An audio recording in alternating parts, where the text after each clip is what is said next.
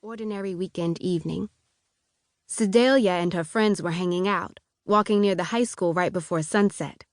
There was some commotion in the form of police activity near the Old Town fountain, which wasn't entirely unusual. But what came next was extremely unusual.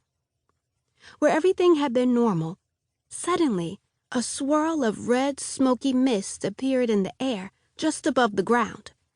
It flowed like ink through water, snaking around their feet and legs, heading right for the school. The mist began to gather, creating a sphere. Then tendrils formed, extending from the sphere almost like tentacles. The tentacles writhed and burst through the windows, doors, and even the walls of the school.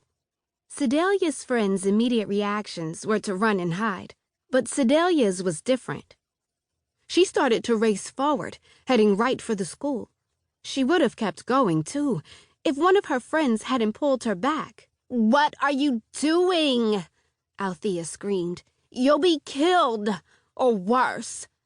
Sadalia wasn't sure what was worse than being killed, but she didn't need her reporter's instincts to tell her that something huge was happening, and she had a front row seat. Althea yanked Sadalia behind a row of shrubs. While her friends ducked and kept their heads down, Sadalia peered through some branches to watch the action. That's when she saw the smoky tendrils grabbing bits and pieces of the school and the surrounding area. Everything from walls to desks to lockers to cars. The smoke seemed to be forming a kind of structure which Sadalia thought looked almost like a skeleton. The debris gathered all around this skeleton, and the school roared to literal life as a massive dragon. She didn't know whether to laugh or scream when she saw that the monster had the face of the goofy dragon mascot that had been painted on one of the walls of the school's gymnasium. She had no idea how it was happening or why it was happening. Nevertheless, it was unfolding right before her eyes. "Barley, run!" She heard the voice and recognized it as belonging to a kid from her class, Ian Lightfoot. He'd always seemed nice enough, but she didn't really know him all that well. In fact, her only interactions with him had been kind of strange.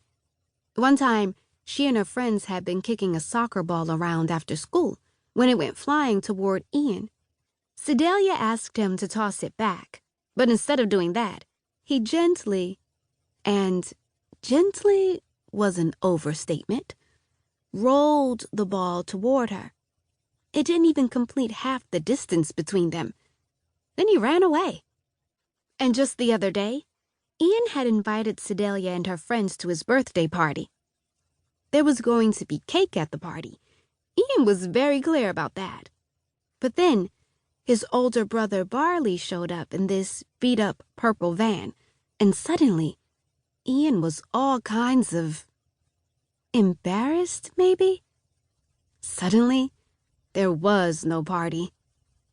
Ian said it was a huge misunderstanding, as if inviting people to your house for a party could be a misunderstanding.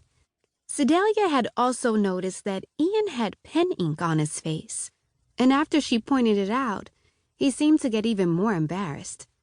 He ran off right after that. The whole thing was pretty awkward.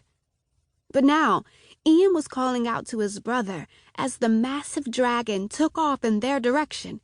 The beast was charging at Barley, who was obviously no match for a dragon. He'd be crushed for sure. Sadalia saw that Barley had something in his hands, and it looked like the dragon wanted it. Barley raised his hand and hurled whatever he had been holding in the opposite direction. The dragon immediately lost interest in Barley and went chasing after the object. This thing moved surprisingly fast for something so big, Sadalia thought. In no time, the dragon had covered the distance between Barley and the thrown object. But when the dragon recovered whatever it was, it looked furious. With glaring eyes, the dragon turned to face Barley once more.